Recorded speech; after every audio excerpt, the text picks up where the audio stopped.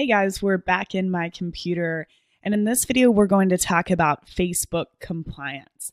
So, what do I mean by Facebook compliance? I mean following Facebook's advertising guidelines.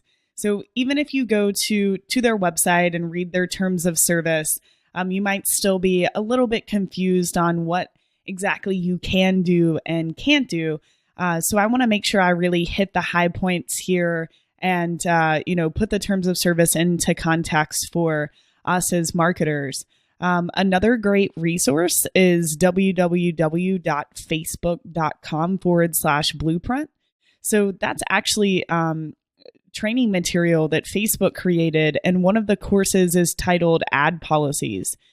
So definitely go and check that out. But like I said, I'm going to run through really what I feel is the most important and really, what to do to protect your ad account, because a lot of people are having issues with their account being banned, and we definitely don't want that to happen to you. So to start, I want to talk about the relevance score. So relevance score is a metric that Facebook added to the platform a few months ago. It's very similar to Google's quality score. And the relevance score is based off of user feedback. So when someone sees an ad in their newsfeed, they can mark it and say that they don't like it. They can also mark the ad and say that they found it helpful. There are a few ways that Facebook's really judging this relevance score, which, as you can see on the screen, this screenshot, the relevance score is a 7. The score is out of 10. And at Digital Marketer, and I suggest for you, turning off any ads where the relevance score falls below a 5. That's just a great cutoff point. If it falls below a 5, it's not a good ad for the targeting, right? Your either ad copy is over promising, or in some way offensive and spammy to the audience, or you're just putting the ad in front of the wrong audience. So keep that in mind if you do have a low relevance score.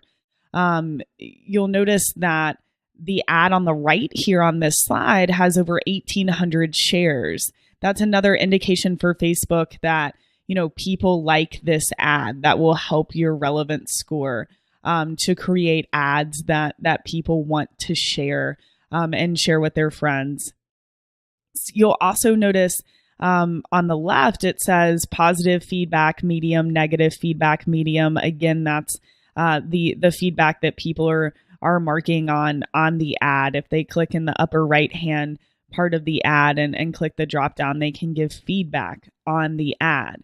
So I want to show you where to find the relevance score in Ads Manager. Here's a campaign that I just opened, and you'll notice all of your data is here, and on the right-hand side, it says performance.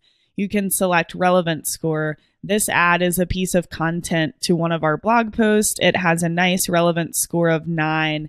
It's been running for months and months and months, and we still have a relevance score of 9 because we're putting something of value in front of people who are interested. So this is where you'll go in Ads Manager to find the relevance score. Again, if the relevance score falls below a 5, definitely turn that ad off. You don't want to risk your account being disabled. Also, the lower the relevance score, the more expensive and the fewer amount of times that the ad is going to be shown. So a high relevance score is not only great for your Facebook account, but it will also ensure that your ad cost stays as low as possible and you're able to show your ad to as many people as you can. So relevance score, very important metric, something that you should check every day on your ad accounts and make sure it's not falling below a 5. So to move more into the terms of service and really ways to not break Facebook's rules, this first one is about personal information, and it's about singling out a particular audience based off of personal information. So, it's okay to call out your audience and say, hey, business owners, but it's not okay to call out your audience by personal information such as race, religion, age, sexual orientation, gender, disability or medical condition, that's a big one. If you're in the medical space at all, say you have a product around diabetes, you don't want to call out the audience and say, hey, do you have diabetes? ? You need to figure out a different way to go about that. Maybe, 7 ways to deal or handle your diabetes. You don't want to call out the audience. You don't want to go directly for that piece of personal information. People feel like they're being singled out on the platform when that happens, and that's why Facebook doesn't want that. So financial status, criminal record, really here, guys, just make sure you're not calling people out by any sort of specific personal demographic information. In terms of images, Facebook's saying that everything is basically in context, right? So you see this image of this lingerie model, and Facebook says, if you're a lingerie company and this is what you're selling, then this ad is okay, right? This ad is in context and it makes sense.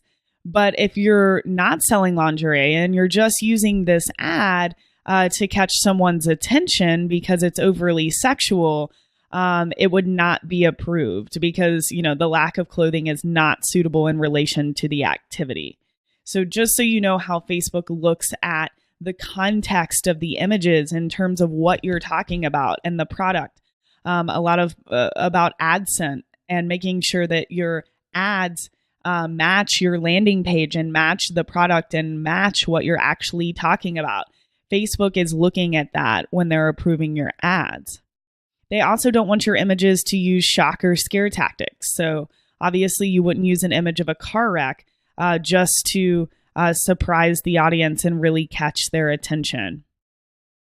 You also don't want to portray non-existent functionality. And what does that mean? That's, you wouldn't want your image to look like a video, right? You wouldn't want it to have video controls because you don't want someone to click because they think it's a video, but really they're clicking on an image and heading on over to your landing page. So definitely do not include any non-existent functions on your image that make people click because they think it's something like a video. This is a big one. You do not want to emulate Facebook's site features at all. You can see this example of an ad here. It looks like, you have a message, right? So someone could become confused and think that they have a Facebook message and actually click on your ad. So Facebook does not want the ads to in any way emulate, Facebook messages, friend request, wall post. That's definitely not okay. And it's definitely against their terms of service. So pay attention to that. Make sure that none of your ads replicate their advertising or their platform, the Facebook platform, in any way, especially because it could trick users. Something else in terms of using Facebook, it's okay to use the word Facebook in your ad. You've seen our Facebook ad templates ad. But you don't want to use their logo, and in no way do you want to make it look like Facebook endorses or partners with you on your offer. So definitely keep that in mind. Be very careful when alluding to Facebook and alluding to the platform in your ads. Basically, just don't use their logo and don't make it look like in any way that you're partnered, in terms of your product or whatever you're offering. The 20% rule is very big on images, guys. Your image cannot have more than 20% text. And I'll include a link to the grid tool and the resources of this lesson. But in no way can you include, even if it's a meme, text, punctuation marks, symbols, logos, phone numbers, screenshots of websites, watermarks, all of that will count as text. You can see in this example that you click the boxes in the grid tool where the text exists. And so they did so. And obviously with the logo, this put the text at 32% text. So that is way more than 20% text. This ad would not be approved on the platform.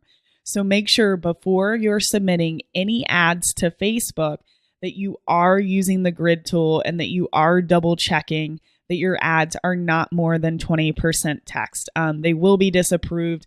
It's almost an automated system now in terms of checking the 20% text on the images. So definitely pay attention to that. Health and fitness, anyone in the health and fitness niche. Facebook, it came out in this blueprint and said, health and fitness people can run ads on our platform. They just can't use before and after images or images that, depict unexpected or unlikely results. So ads may not depict a state of health or body weight as being perfect or extremely undesirable. So you can't use an image showing a person measuring his or her waist or an image focused, solely on a person's abs. And they include acceptable images here. So you can see, this woman is fit and she's stretching. She's ready to go exercise. In the bottom image, obviously someone's comparing, crappy food with health food. So Facebook's saying these are acceptable. They do not want you to use before and after images or anything that is, shocking, such as these images before and after. Obviously, no one wants to see someone with their shirt off in the news feed. So these images are unacceptable. You cannot call attention to perceived imperfections through the use of language such as, are you fat, balding? Again, that's really personal and no one wants to feel singled out in their newsfeed, especially in terms of health and fitness. So instead, they want the text to present realistic and accurate information about a state of health in a neutral or positive way. So, ways to lose weight safe and effectively, or best hair renewal product. So this is very important if you're in the health and fitness niche. And I would, really, really suggest you thinking through this and how you're presenting yourself in the ads. Again, definitely do not use the before and after pictures. Just one more FYI in terms of lead generation. Since most of us are going to eventually send traffic to a landing page that asks people for their email address or their phone number, or, just personal data, Facebook really, really, really wants you to have a privacy policy and terms of service that fully disclose what's going on. So you need to explain, how the information about the person is collected and used and how they will be contacted, by email or phone, whether any data will be shared or sold to third parties, what the person will be contacted about, and who the person will be contacted by. So for example, if you're running education lead generation ads, you must indicate whether people are going to be contacted by a third party. For example, it would be acceptable to say, learn more about a degree at University of Phoenix by signing up to receive more information from our reps, include link to privacy policy. Unacceptable would be, get a degree in tech. So why is that unacceptable? Because it does get a degree in tech doesn't provide any information about the actual service that is being offered. So Facebook wants you on your landing page to link to your privacy policy, link to terms of service, make sure you're disclosing your business. You have your business name in there. They can see that you're a real business, that you actually have products and services that you sell. They want to make sure, because they want to make sure it's an actual service. They want you to disclose, how the information is being collected, how they will be contacted, who they will be contacted by, whether it's via phone, email, how many times a week will they receive an email. Make sure you get specific as possible in terms of the privacy policy, in terms of service, because Facebook is checking this stuff. So feel free to hop over on digitalmarketer.com, check out our privacy policy. There are lots of free templates on the internet that can absolutely help you. Just make sure more is better, and more explanation of your business and, what you're doing with your collected data will only help you with the Facebook ad platform, because they are checking that information on your landing page when approving your ads.